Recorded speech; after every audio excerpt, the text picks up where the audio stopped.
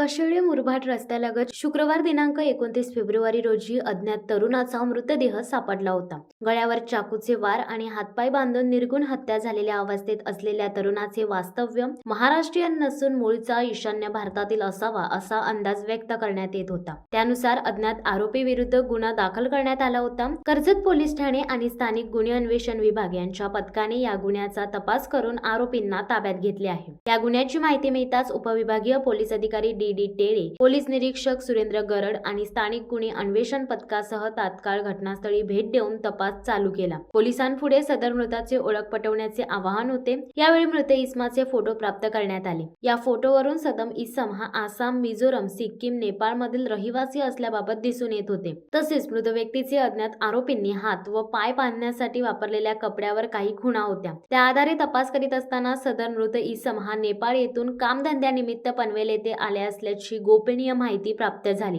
व तो वेगवेगळ्या हॉटेलमध्ये कॅटरसचे काम रोजंदारीने करीत असल्याची माहिती प्राप्त झाली. परंतु त्याचे नाव, राहण्याचे ठिकाण, पूर्ण मूळ गावचा पत्ता मिळून येत नव्हता. परंतु सदर पथकाने तपासादरम्यान मृत इसमाला ओळखणारा व त्यास वेगवेगळ्या हॉटेलमध्ये कॅटरसवर कामाला मजुरीने लावणारा लेबर कॉन्ट्रॅक्टर दिलीप धनसानी यास पनवेल येथून ताब्यात घेऊन चौकशी केली. तो उडवाउडवीची उत्तरे देत होता. त्याच्याकडे कसून चौकशी केली असता त्यानेच व त्याचे सहकारी आरोपी विजय रोळी वाघरी वय वर्ष 38 राहणार नवनाथ मंदिर, नवनगर, झोपडपट्टी, स्टेशन रोड, पनवेल यांनी मिळून पूर्व वैमनस्यातून मृताला दारू पाजून रिक्षाने निरळच्या जंगलात नेऊन प्रथम त्याचे हात पाठीमागे व दोन्ही पाय बांधून धारदार शस्त्राने गळा कापून निर्गुण खून करून मृतदेह निर्जन स्थळी जंगलात फेकून दिल्याचे सांगितले. आरोपींना ताब्यात घेऊन त्यांनी वापरलेली रिक्षा ताब्यात घेण्यात आली आहे. सदर 2 आरोपी व रिक्षा पुढील तपासासाठी कर्जत पोलिसांच्या ताब्यात देण्यात आले आहेत. खून झालेला मृत इसमाची ओळख नसताना त्याची ओळख पटवून तपासाचे कौशल्यपणाला लावून रायगड स्थानिक गुन्हे शाखेचे पोलीस निरीक्षक बाळासाहेब खाडे,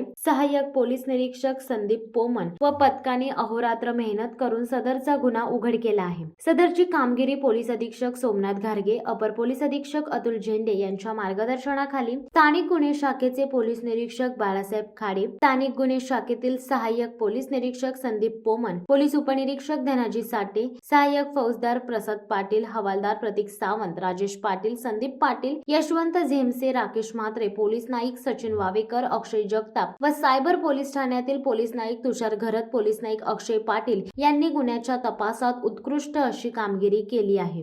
शिवसत्ता टाइम्ससाठी आनंद पवार, रसायनी. दे धडक बेधडक वृत्त देणाऱ्या आपल्या शिवसत्ता टाइम्स न्यूज चॅनलला लाल बटन दाबून सबस्क्राईब करा आणि बेल आयकॉनला क्लिक करायला विसरू नका.